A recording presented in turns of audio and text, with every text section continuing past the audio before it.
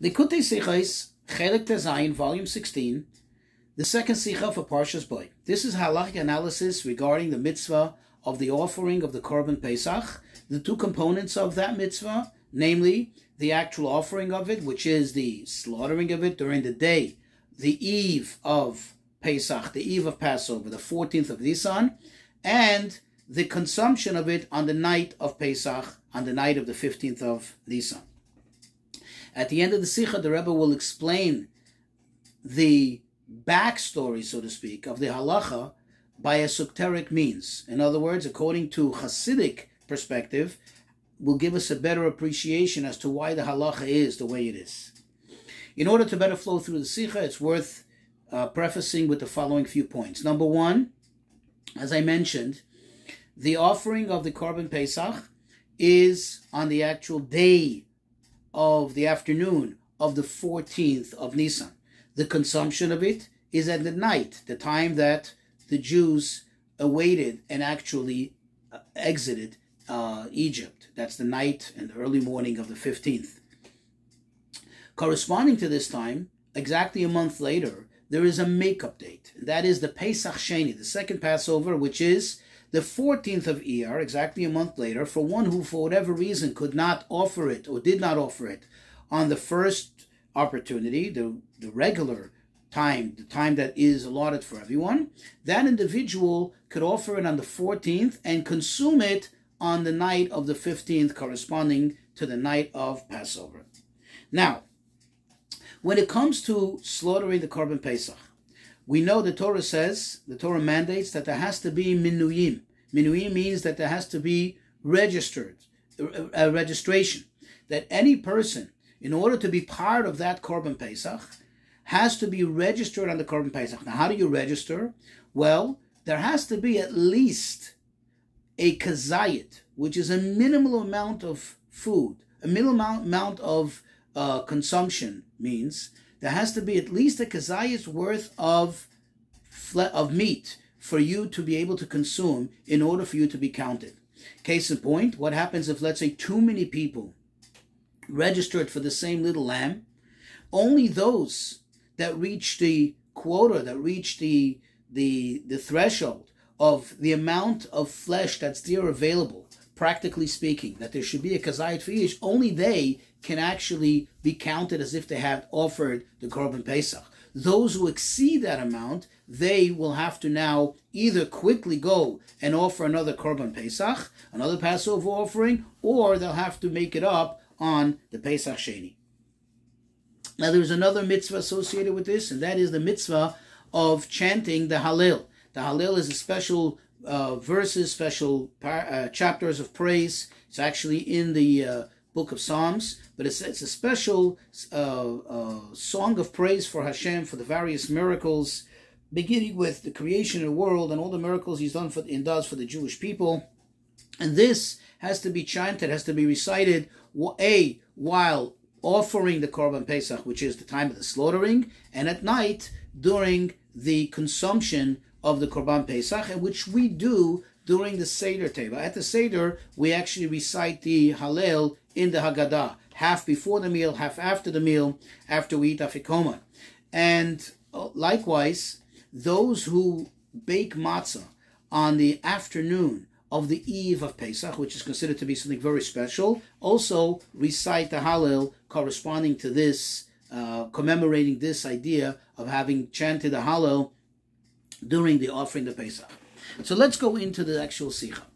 We all know that there is a tradition, which is an established fact, that the Torah, meaning the Jewish people, have 613 mitzvot. Exactly 613 mitzvot. Now, when you look in the Torah, there are so many do's and don'ts that the question becomes, what qualifies as a mitzvah? That's where the codifiers of the 613 mitzvot come in. In other words, there are certain rules, there are certain klalim by which it is decided. And typically there's a consensus amongst everyone. Most of the mitzvot are kind of like very, very obvious and very, so to speak, like slam dunk. Everybody agrees that those are mitzvot that are in the count of the 613 mitzvot, which divide into the positive commandments and the 248 positive commandments and the 365 negative commandments. However, there are some variations amongst the codifiers of the mitzvot, because depending on their klalim, on their rules, the way they approach the matter. Thus, you have sometimes a discrepancy what is or is not counted as a mitzvah as one of these 613 mitzvot. Now, one of the rules that the Rambam, Maimonides, lists as his criteria for what he counts in his Sefer HaMitzvot, literally the book of mitzvot, the book of commandments, where he enumerates the 613 commandments, is that if you have a mitzvah that has various components, and without fulfilling one component, a latter component, let's say, of the mitzvah, you have not entirely fulfilled the mitzvah, or it actually compromises the entirety of the mitzvah, then those two components, even though they seem to appear as two separate commandments, yet they're both counted as one. In other words, if you cannot fulfill the entirety of the mitzvah without doing the second phase, or what seems to be a separate phase, then they both come together and serve as one mitzvah. So let's take a look into our parsha. In our parsha, in chapter 12, verse 3, it says over there, on the 10th of the month, they should all take a lamb, bring it to the house, and it should all be counted, as I said, registered on it. And then in verse 6 through 8, it describes what has to be done on the 14th of Nisan. And that is that on the 14th of Nisan, it has to be slaughtered. It says, quote, V'shechatu oto kol kahal adat Yisrael bein harbaim. In the afternoon, all the entire congregation of the Jewish people shall slaughter it. And then it continues and it tells us that on the night of the 15th, on this night, they shall eat the flesh, and they should only eat it roasted, and it should be eaten with matzah and with bitter herbs and so on, giving us all the details of how it should be eaten. So when you look, however, in the Rambam, when you look at Maimonides, these two commandments of slaughtering it and of eating it, the Rambam actually counts as two separate positive commandments. He tells us there's a commandment of slaughtering it on the 14th, on the afternoon of the 14th, that is. And then there is the commandment of consuming it on the night of the 15th together with matzah and bitter herbs. But it would seem, according to the rule that the above mentioned rule, that it would seem that the Rambam himself should hold that these two mitzvot, being that they're both two components of one mitzvah, essentially, you slaughter it in order to eat it, it should be that they should both actually be one mitzvah, not two separate mitzvot. Now let's take this a step further.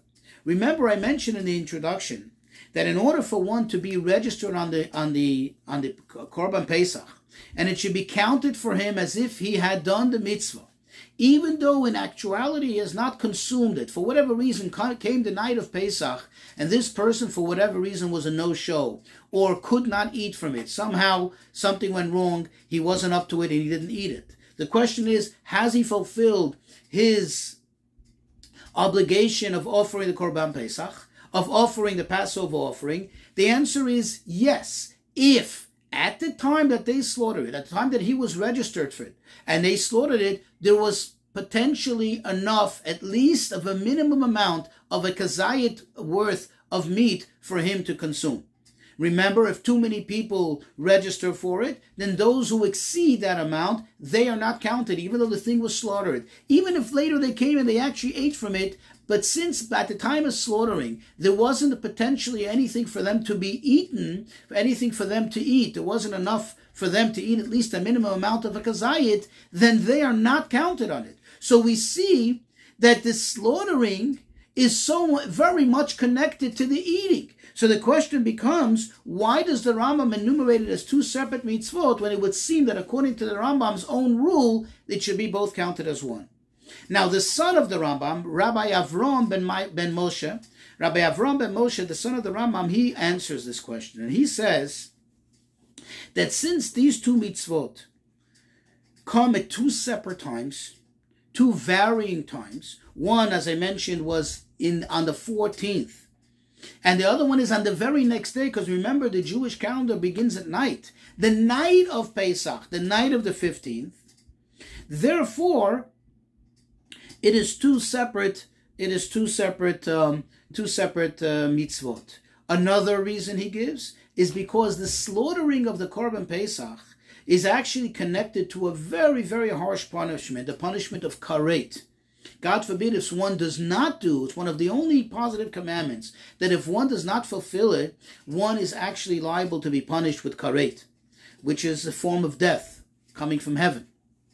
Now, he says that since the slaughtering of the Pesach is tied in with such a harsh punishment, but the consumption of the Passover offering, even though it's an imperative, but still, if for whatever reason one did not consume it, one is not held accountable to the extent of being punished, and therefore they are two separate categories. Now, this seems to be, taking care of the problem. This seems to explain, to answer why they're counted as two separate mitzvot, according to the Rambam, who himself maintains that if two components of the same mitzvah usually bring them together and they're counted as one. It seems to be answered. However, the Rebbe says, one second. The Rebbe, however, does not accept this so quickly, does not accept it at face value. He says it requires a little more in-depth analysis, a little more, so to speak, inspection. You see, it's true that in actuality, the eating of the Pesach does not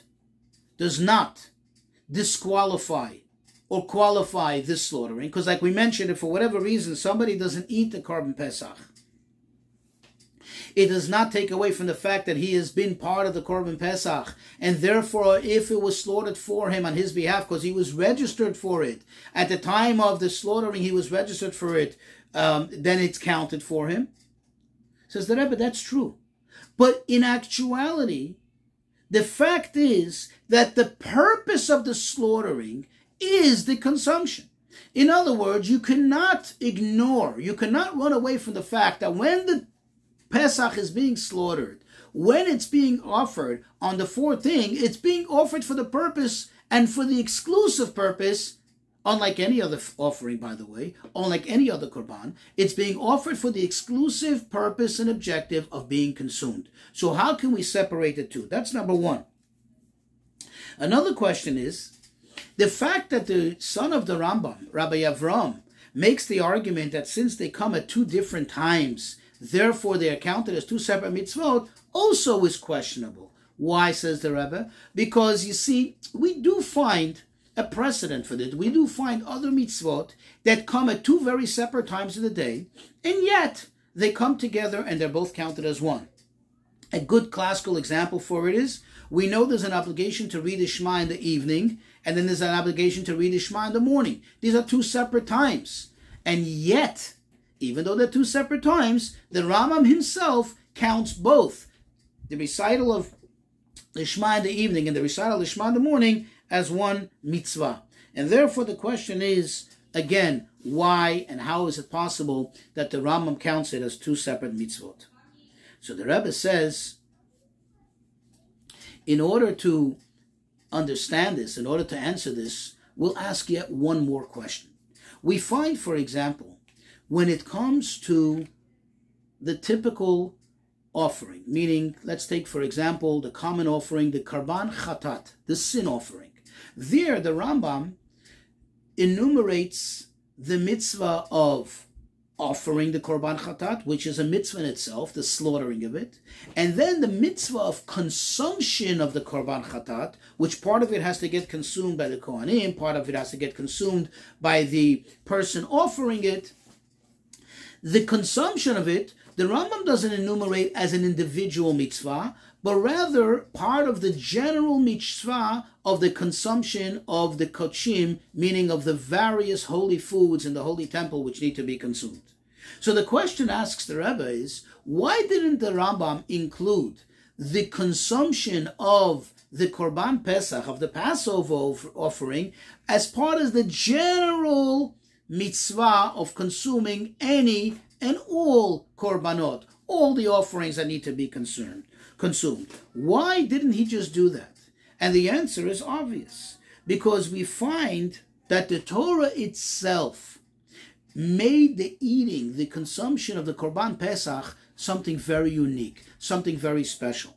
In other words, the Torah itself allots to the eating of the Korban Pesach, to the mitzvah of consuming the Korban Pesach, some very, very special and unique details. As we mentioned above, for example, the idea that it can only be prepared in a certain way, it cannot be cooked, and it cannot be roasted in a certain way. It has to be roasted on an open fire only, and it has to be eaten specifically with matzah, and it has to be eaten specifically with the bitter herbs. In other words, this does not qualify as part of the general mitzvah of consuming kochim, of consuming the holy foods, namely the various offerings. This we see from the Torah is something very, very unique.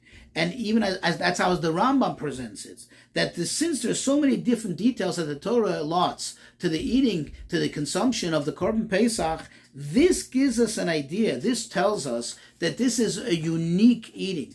This is a unique and special and exclusive mitzvah in itself. To put it in other words, the consumption of, let's say, the sin offering is not a separate mitzvah in itself. It's just an extension or a continuation, a conclusion, if I may, of the mitzvah of offering it. It just concludes the offering of the korban chatat, of the sin offering.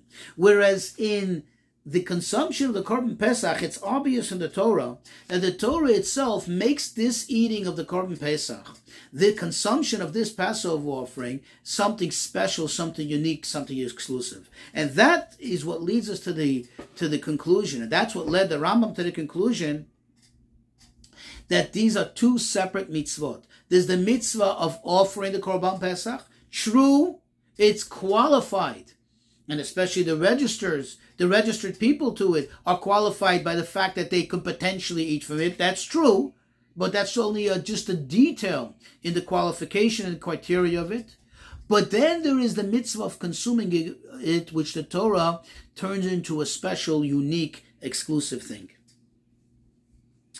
And here comes to another very interesting point. We find a similar thing, a similarity, a parallel to this, when it comes to the month later, to the make-up Korban Pesach. When it comes to the Pesach Sheni, we find the same thing. That there, the Rambam once again, enumerates the mitzvah of offering the Korban Pesach on the 14th of Iyar, the Pesach Sheni, that is, the second Passover offering, the make-up one, and then the consumption of it on the night of the 15th Iyar. Once again, he offers it as two separate mitzvot, as the mitzvah of offering it and the mitzvah of consuming it. And again, why is this so? Because the Torah itself makes that distinction. The Torah itself takes the consumption of the Pesach, even the Pesach Sheni, and makes it and describes it as a separate, special event with all that's attached to it, with all the details. So it cannot just be part of the general, mitzvah of consumption of sacrifices, or just as another detail in the offering of it. It seems clear from the Torah, and that this is something unique, something special. And this is what the son of the Rambam was referring to. This is what he meant, that it comes at a separate time. It's a whole separate category. It's a whole separate thing. It's a whole unique thing in itself. However, there's something very interesting that we do find. And here, there is a distinction between the first offering, that is the regular Korban Pesach, and the make-up one, the Pesach Sheni. If you remember in the introduction, we mentioned that the Hallel needs to be recited while offering the Korban, while sacrificing it, and while consuming it, as we do at the night of Pesach. But it's something very interesting. When it comes to the first Korban Pesach, we know that during the Shechita, during the slaughtering of it, the Levites would chant the Hallel in the Beis HaMikdash, as described in the Mishnah. And then at night, while consuming it, there was an obligation to, alongside with the consumption, alongside with the meal, to recite the Hallel. But when it comes to Pesach Sheni, when the Rambam describes, when the Talmud describes the second Pesach, the Talmud says that if one did not read the Hallel while consuming the Pesach Sheni, while consuming the second Passover offering, that's the night of the 15th of Iyar, then it's okay. And the Talmud relies heavily on a verse in Isaiah that says, Hashir Yelachem Kelelis Kalishachag, which basically implies that this quote, the song will be to you on the night that the festival becomes holy, meaning on the night of the celebration of the festival. What comes out of this? That when it comes to the first and the regular Passover offering, not reciting the Hallel can actually be extremely problematic. It can actually almost even perhaps render the whole occasion unfit. Whereas to the second night, the second Passover offering, of course it's ideal to recite the Hallel. But what the Talmud is saying is that if you do not recite the Hallel, then it's also fine. Why the difference? The answer is because, you see, let's understand, the offering of the Passover offering, meaning the actual time of slaughtering, isn't in itself inherently a day of Chag. It's not a festive day. It just becomes a festive day due to the slaughtering of the Passover offering. In other words, by virtue of the offering taking place on that day, on the afternoon of the 14th becomes a Chag. It becomes a festive time. Thus, the imperative to recite the Hallel. And this applies to the first offering, the common offering, and then even later to the 14th of Iyar, to the makeup offering. Because again, by virtue of the fact that you're offering it, you must recite the Hallel. This is a time of festivity. This is a time of giving thanks to Hashem. Whereas when consuming the Pesach offering, the night of Pesach, the reason why we're reciting the Hallel is not because of the consumption of the Korban Pesach. In other words, it's not exclusively because of that. It's because it is actually a festival. This is a night that is holy. This is a night that's celebrative. This is a night that is unique in the fact that a special miracle took place at this night, thus imposing on us the need, the privilege of saying thanks to Hashem. Whereas on the night of the Pesach Sheni, on the night of the 15th of Iyar, if one should be eating then the Korban Pesach because he's making it up, this is not a festive night, and the actual eating of the Korban not necessarily does not constitute and change the quality of the day and turn it into a festival. And therefore, if you did not recite the Hallel, it's also okay. Now, to understand all of this more esoterically, in other words, we just described the halacha, we just explained what and why, legally speaking. Let's understand it a little deeper now. So the Rebbe explains that we see throughout and in all aspects of Judaism that Yetzias Mitzrayim, the exodus from Egypt, plays a very vital, fundamental role in the life of a Jew. Everything is about the exodus of Egypt. Everything is about remembering the exodus of Egypt. In other words, what happened by Yetzias Mitzrayim is so fundamental to the life of a Jew that it attaches to everything we do, everything we are. Why is that? We see that in the book of Yecheskel. The prophet Yecheskel refers to the exodus of Egypt as the birth of Am Yisrael. This is our birth. This is where we come from. This is what we're all about. And it makes sense, because what happened at the night of the exodus is that we ceased being slaves, servants of Pharaoh, and we became forever servants of Hashem. And therefore, it follows that all the details surrounding the celebration, all the details that take place, all the details of what we do, all the aspects of the observances have play a very fundamental role in the Jew's life. And let's understand it. Let's see what it is. What are the two major things, as we mentioned? There's the offering, the slaughtering of the Korban Pesach, and then there is the consumption. What is the offering the Korban Pesach represent?